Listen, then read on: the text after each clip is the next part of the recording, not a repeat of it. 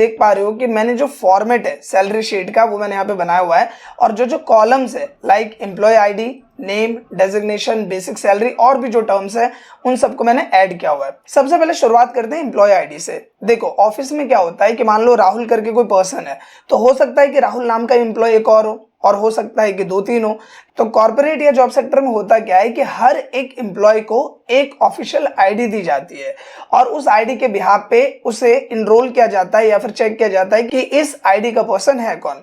तो यहाँ पे सिंपली मान लो कि हम फॉर्मेट दे देते हैं आईडी का कि ES101, ये हमारा आईडी का फॉर्मेट है जो कि एम्प्लॉयज को दिया हुआ है।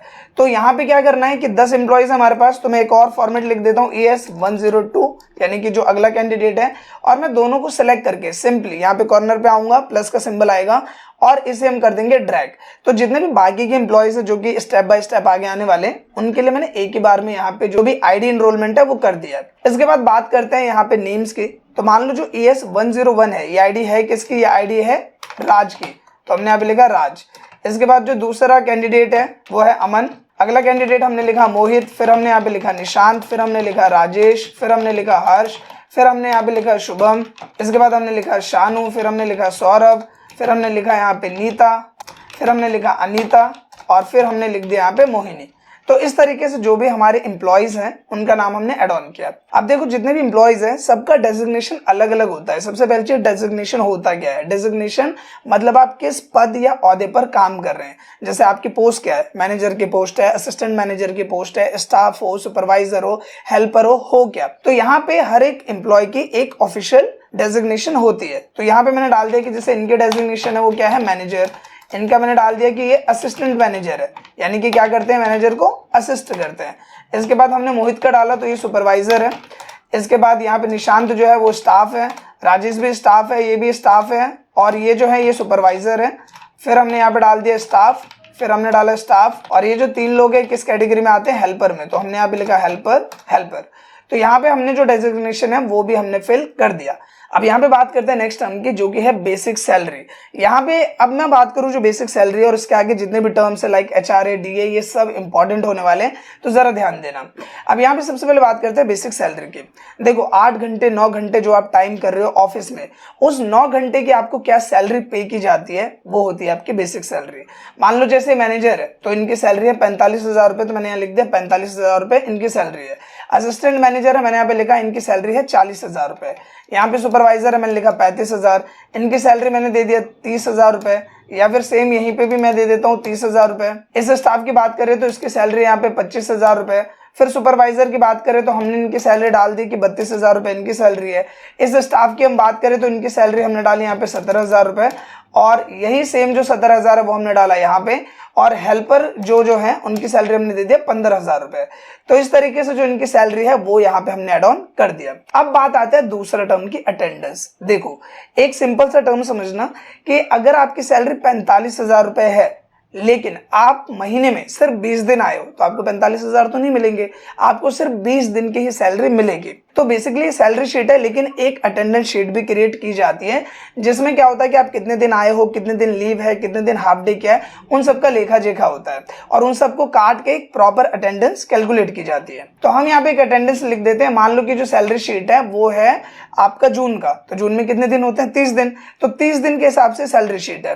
तो 30 दिन में से हमने यहाँ पे काउंट किया कि ये जो भाई साहब है ये आए हैं 29 दिन, ये आए हैं 30 दिन, ये आए हैं 28 दिन, ये आए हैं 26 दिन, 24, 25, 30, 30, 30, 25 और 30, और यहाँ पे भी हमने डाला 30। तो यहाँ पे हमने अटेंडेंस डाला। तो अभी जो मैंने पॉइंट आपसे बोला कि आपकी सैलरी है 45,000, लेकिन महीने में मान लो कि आप सिर्फ 25 दिन ही आ रहे हो, तो यहाँ पे सैलरी आपको कितनी दी जाएगी? 25 दिन की ही दी जाएगी। पूरे 30 दिन की सैलरी यानी कि 45,000 तो आपको नहीं दिए जाएंगे। तो अटेंडेंस के बिहाफ पे अब हमें क्या निकालना है? सैलरी। सवाल आता है निकालेंगे कैसे? देखो सबसे पहले तो हमें करना है यहाँ पे इक्वल करने के बाद कॉन्सेप्ट को समझो कि ये जो सैलरी है ये कितने दिन की है? 30 दिन की। तो अगर मैं इसको 30 से ही डिवाइड कर दूं तो 1 दिन की सैलरी आ जाएगी। तो ये है पूरी सैलरी, मैंने सेलेक्ट किया और डिवाइड किया इसे 30 से, यानी कि 30 दिन की सैलरी को 30 से डिवाइड किया, आ गई 1 दिन की सैलरी। अब 1 दिन की सैलरी को मैं मल्टीप्लाई कर देता हूं जितने दिन आप आए हो, यानी कि जितने दिन आपने काम किया है। हमने किया एंटर, तो यहाँ पे सैलरी आ गई 37,500 रुपए।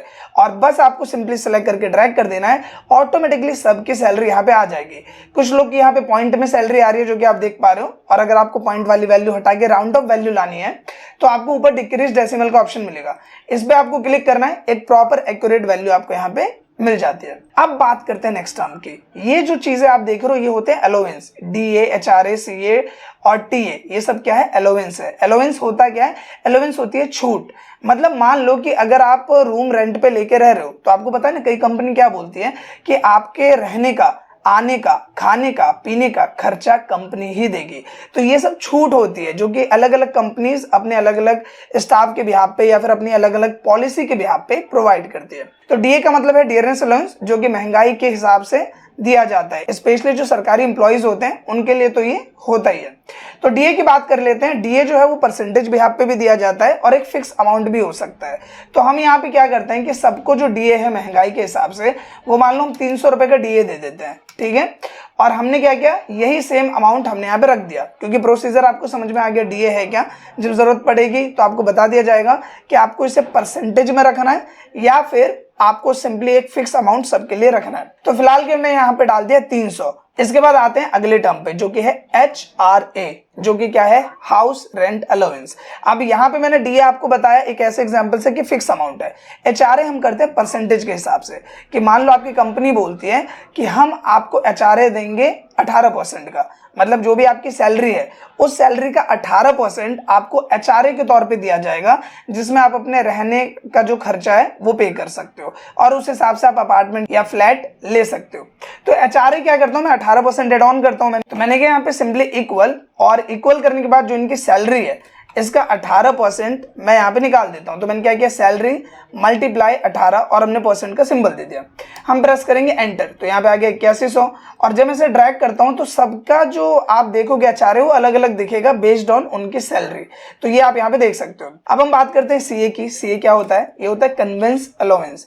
मतलब मान लो कि आपको कंपनी बोल रही है कि भाई आपका जो आने जाने का खर्चा है वो हम आपको देंगे, जैसे 3000 हो गया, 2000 हो गया, 1000 हो गया, डिपेंड ऑन आपका डिस्टेंस कितना है, या अलग अलग पैरामीटर्स के बिहाफ पे वो सेट करके रखते हैं। तो मान लो परसेंटेज भी समझ गए आप और फिक्स अमाउंट भी समझ गए, तो हम समझ लेते हैं कि 500 रुपए या 1000 रुपए डाल देते हैं। 1000 रुपए कंपनी हर एम्प्लॉय को एज अ कन्वेंस अलाउंस देती है। जाहिर सी बात है मैनेजर के लिए अलग हो सकता है, असिस्टेंट मैनेजर के लिए अलग हो सकता है, बट फिलहाल के लिए हम एक सेम अमाउंट रख लेते हैं।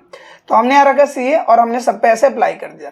अब बात करते हैं टीए। ये क्या होता है? टीए होता है ट्रैवलिंग अलाउंस। और ये आपको कब दिया जाएगा? जैसे मान लो कि आपका काम ऐसा है कि आप एजेंट हो और आपको ये बोला जा रहा है कि आपको बाहर जाके काम करना है। मान लो आप मैनेजर ही हो, आपसे ये बोला गया है कि आप ऐसा करो, आप उत्तराखंड चले जाओ, उत्तराखंड में आपको क्लाइंट मिलेंगे, उनसे आपको डील करनी है, बात करनी है और ये जो पैरामीटर है वो सेट करके आना है, मतलब चीजें वहां पे क्लियर करके आनी है। अब बात क्या आती है कि कंपनी ने आपको बोला है, यानी कि आप कंपनी की तरफ से जा रहे हो, तो आप उत्तराखंड जाओगे। उत्तराखंड में आप मान लो कि कहीं पे रेंट पे आप फ्लैट लेते हो या कुछ ऐसा लेते हो, वहां पे 2 दिन स्टे करोगे, खाने पीने का खर्चा, रहने का खर्चा, आने जाने का खर्चा, वो सब कुछ होता है ट्रैवलिंग अलाउंस। तो ये कब मिलेगा? जब आपको भेजा जा रहा है। तो जरूरी नहीं कि टीए आपका हर महीने ऐड हो। कन्वेंस तो है कि आपको रोज ऑफिस आना है तो वो ऐड है, लेकिन टीए क्या है, जब भेज रही है तब वो ऐड है। तो उसमें क्या होता है कि बिल दिखाया, जो भी एम्प्लॉय है उसने बिल दिखाया अपने जो भी सीए हैं उनको या फिर जो भी सीनियर है उनको, और उसके हिसाब से उनका टीए ऐड हो जाता है। तो मान लो कि जैसे मैनेजर है, उनका इस बार बाहर का ट्रिप था, उनको जाना पड़ा काम से, तो हमने 10,000 का उनका टीए यहाँ पे डाल दिया। और मान लो कि किसी का बिल्कुल ही नहीं है, जैसे इनका भी 0 है और मान लीजिए कि इनका भी 0 है, लेकिन ये जो हेल्पर्स है इन्हें बाहर जाना पड़ा था और इनका 2-2 का टीए बना है, तो यहाँ पे हमने सेलेक्ट करके यहाँ पे डाल दिया। सो आई होप कि टीए का मतलब आप समझ गए होंगे, ट्रैवलिंग अलाउंस। अब बात करते हैं नेक्स्ट टर्म की, जो कि है ओटी। ओटी का मतलब क्या है? Over time. देखो जहां पे आप काम करते हो, कई बार ऐसा होता है एक्सपोर्ट लाइन में अगर हम देखें, वहां पे क्या होता है कि आपसे बोला जाता है कि ऑर्डर का प्रेशर काफी ज्यादा है, आप ऐसा करो 2 घंटे और रुक जाओ, तो वो 2 घंटा किस में काउंट होता है? ओवर टाइम में काउंट होता है। तो मान लो कि चाहे आप मैनेजर हो, हेल्पर हो, सीनियर हो, स्टाफ हो, सुपरवाइजर हो, टीम लीडर हो, कोई भी हो, अगर आपको बोला जा रहा है तो ज्यादातर चांसेस है कि आपको रुकना पड़ेगा, लेकिन उन 2 घंटे के आपको पे किए जाएंगे। तो यहाँ पे मान लो कि जो मैनेजर है उन्होंने पूरे महीने में 50 आवर्स का ओटी किया है। कितने का? 50 आवर्स का।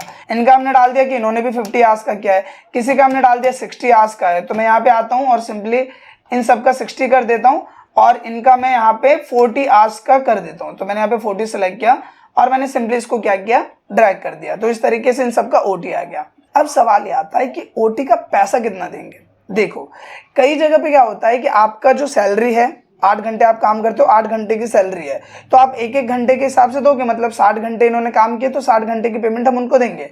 लेकिन कई जगह पे क्या होता है कि ओटी का डबल पैसा मिलता है। तो वहां पे आपने 2 घंटे काम किया तो पैसे आपको 4 घंटे के बराबर मिलेंगे। तो उस केस में आपको बस 2 से मल्टीप्लाई करना है। फिलहाल के लिए हम ओटी सैलरी निकालेंगे कैसे, 1 घंटे के हिसाब से। देखो यहाँ पे क्या, सिंपली इक्वल, आपकी सैलरी कितनी, आपकी सैलरी है 45,000 रुपए, ये आपकी सैलरी है। अब ये जो 45,000 की सैलरी है वो कितने टाइम की है, 30 दिन की है, राइट।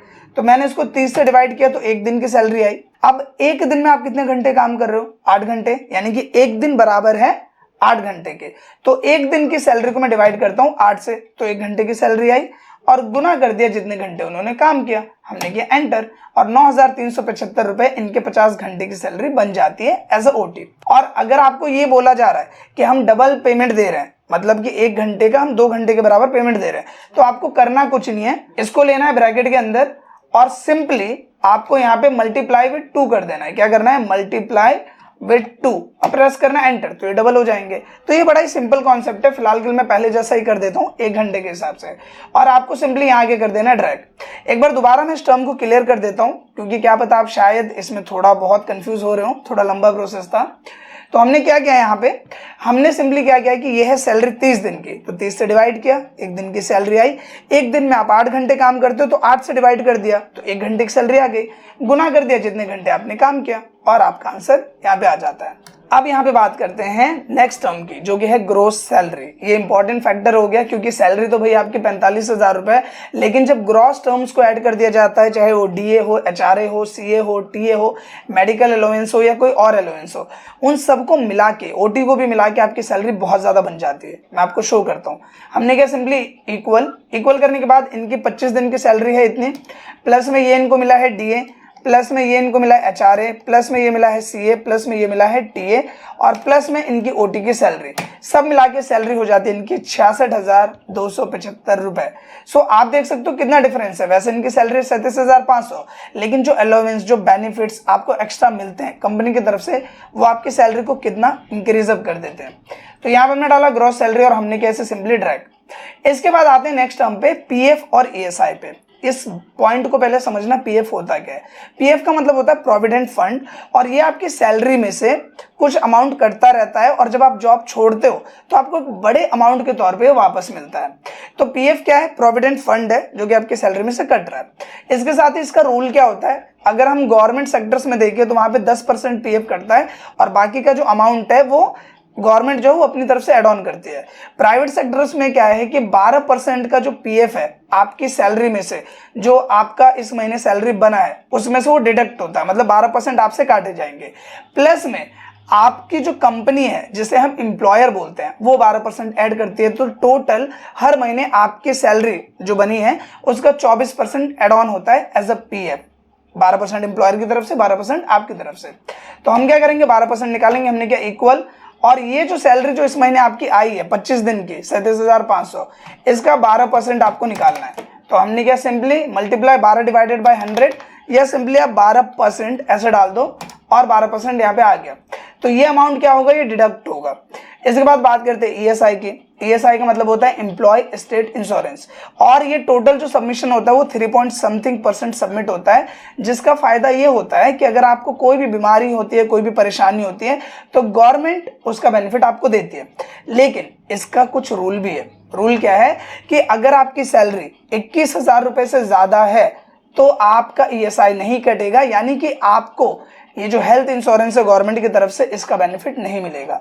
तो यहाँ पे हमारे पास एक कंडीशन ये आ जाती है कि भाई जिन लोग की सैलरी 21,000 से ज्यादा है, जैसे अगर हम यहाँ देखें मैनेजर की सैलरी है वो भी 45,000 है। यहाँ पे मैक्सिमम अगर शुरू से लेके यहाँ तक देखें तो सबकी सैलरी 21,000 से ज्यादा है, बाकी लोग की 21,000 से कम है।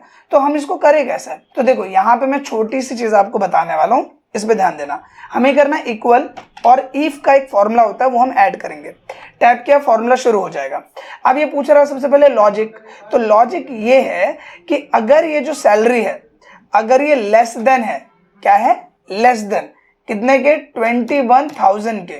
तो यहाँ पे क्या है कि मैं चाह रहा हूँ ESI कटे, तो ESI कितना कटेगा? वैल्यू इफ ट्रू आ जाएगा तो मैं बोलूंगा कि इस सैलरी का जो है वो कट जाएगा कितना? 0.75%। अगर जो सैलरी है वो इससे कम है, क्या है? अगर ये सैलरी इससे कम है तो इसको हमने ले लिया ब्रैकेट के अंदर और ये हमने यहाँ पे डाल दिया। कोमा क्या? अगर ऐसा नहीं है तो यहाँ पे हमें क्या करना है? तो हमें यहाँ पे सिंपल 0 को प्रिंट कराना है। तो हम करेंगे एंटर और क्या? एंटर। तो इनकी सैलरी देखो ज्यादा है तो यहाँ पे ESI 0 आ रहा है और यहाँ पे मैं इसको ड्रैग करता हूँ और यहाँ पे आप देखो कि सिर्फ वो लोग जिनकी सैलरी 21,000 से कम है, सिर्फ उनका ESI कटा है, जो कि ऑन स्क्रीन आपके सामने है। अब बात कर लेते हैं यहाँ पे लास्ट टर्म की, जो कि है नेट सैलरी, मतलब कि एम्प्लॉय को हमें कितना पैसा देना है और कितना उसमें से काटना है। तो देखो जो ग्रॉस सैलरी बनी है वो एम्प्लॉय की सैलरी बन गई इस महीने की, लेकिन हमें काटना क्या है? PF और ESI।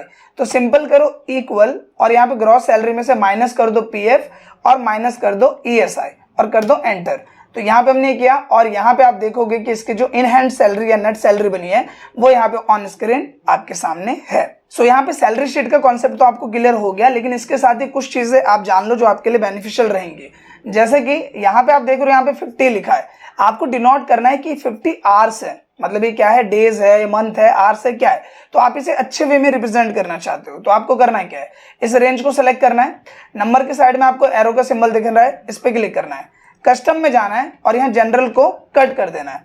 सबसे पहले हम लिखेंगे हैश, हैश किस लिए? जो 50, 60, 40 लिख रहे हैं उसके लिए, और फिर डबल कोट्स के अंदर हमें लिखना है HRS, आर्स, और हम करेंगे ओके। तो इनके साथ आर्स प्रिंट हो जाएगा। यहाँ पे हमने इनको सेलेक्ट किया और यहाँ कोमा का सिंबल है, ये हमने यहाँ पे क्लिक किया और हम यहाँ पे क्या करेंगे? डिक्रीज डेसिमल पे क्लिक कर देंगे तो कोमा के साथ एक अकाउंटिंग फॉर्मेट में यहाँ पे आ जाएगा। सेम यही फॉर्मेट हमें इस पे भी अप्लाई करना है, तो हम फॉर्मेट प्रिंटर की मदद से अप्लाई कर सकते हैं।